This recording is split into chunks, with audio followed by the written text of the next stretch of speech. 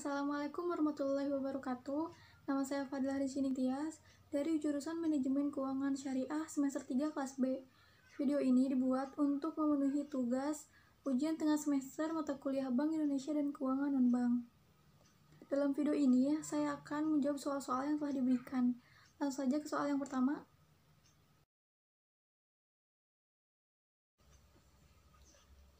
Dalam kapasitasnya sebagai bank sentral, Bank Indonesia mempunyai satu tujuan tunggal, yaitu mencapai dan memelihara kestabilan nilai rupiah.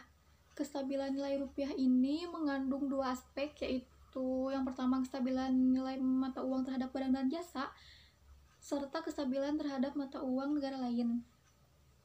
Aspek pertama tercermin pada perkembangan laju inflasi, sementara aspek kedua tercermin pada perkembangan nilai tukar rupiah terhadap mata uang negara lain.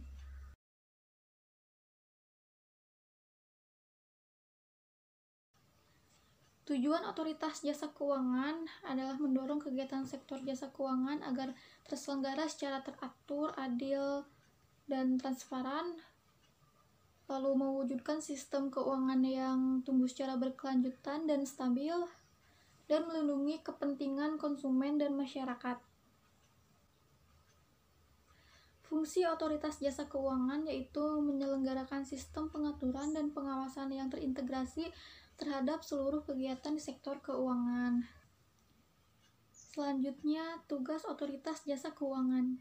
Tugas otoritas jasa keuangan yaitu mengatur dan mengawas perbankan seperti bank umum, bank syariah, kemudian mengatur dan mengawas pasar modal seperti perusahaan sekuritas dan manajer investasi, kemudian mengatur dan mengawas industri keuangan non-bank seperti perasuransian, dana pensiun, lembaga pembiayaan, dan lembaga jasa keuangan lainnya.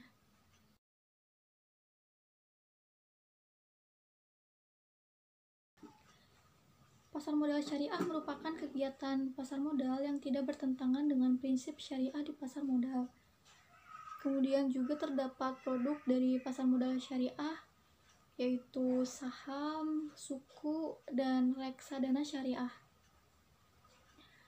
Nah, saya akan menjelaskan perbedaan dari ketiga produk syariah tersebut. Yang pertama, saham. Saham merupakan surat berharga bukti penyertaan modal kepada perusahaan, dan dengan bukti penyertaan tersebut, pemegang saham berhak mendapatkan bagian hasil dari usaha perusahaan tersebut dengan tidak melanggar prinsip syariah. Kemudian suku. Suku merupakan istilah baru yang dikenalkan sebagai pengganti dari istilah obligasi syariah atau Islamic bonds. Obligasi syariah di dunia internasional dikenal dengan suku. Suku berasal dari bahasa Arab sak, yang artinya tunggal, dan suku itu jamak yang memiliki arti mirip dengan sertifikat atau not. Yang ketiga ada reksadana syariah. Reksadana syariah merupakan ruang untuk menghimpun dana dari pemodal yang dikelola dan diinvestasikan oleh manajer investasi. Dana tersebut kemudian diberikan ke berbagai instrumen yang sesuai prinsip syariah.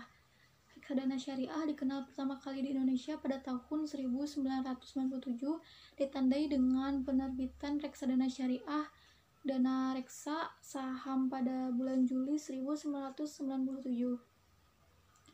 Terdapat beberapa mekanisme yang dipakai dalam pasar modal syariah, adapun rinciannya seperti transaksi tanpa riba, terhindar dari praktik spekulasi, kemudian hanya mentransaksikan efek syariah, lalu emiten yang tergolong syariah, dan transaksi menggunakan akad.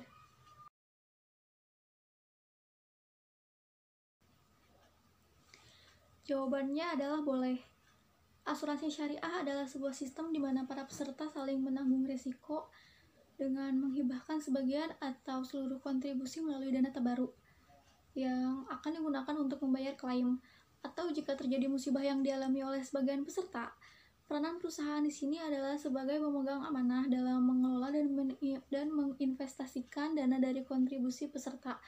Perusahaan bertindak sebagai pengelola operasional saja, bukan sebagai penanggung jawab seperti pada asuransi konvensional. Asuransi kesehatan hampir sama dengan asuransi kendaraan. Ketika kita membayar premi, maka kita akan dilindungi 1 tahun ke belakang. Apabila terjadi kecelakaan atas kendaraan kita, maka asuransi akan membayar kerusakan yang terjadi. Apabila kendaraan tidak terjadi apapun, maka premi asuransi yang dibayarkan akan hangus. Begitu juga dengan asuransi kesehatan. Apabila kita sudah membayar, maka kita akan dilindungi 1 tahun ke belakang. Jika kondisi kita sehat walafiat, tidak terjadi klaim, maka premi yang dibayarkan akan hangus. Lalu di mana letak kerugiannya? Bukankah kita sudah dijaga oleh asuransi jika terjadi maupun tidak terjadi risiko? Artinya, kita harus bersyukur atas kesehatan yang terjadi dalam 1 tahun kemarin. Hanya itu saja yang bisa saya jawab. Mohon maaf masih banyak kekurangan. Wassalamualaikum warahmatullahi wabarakatuh.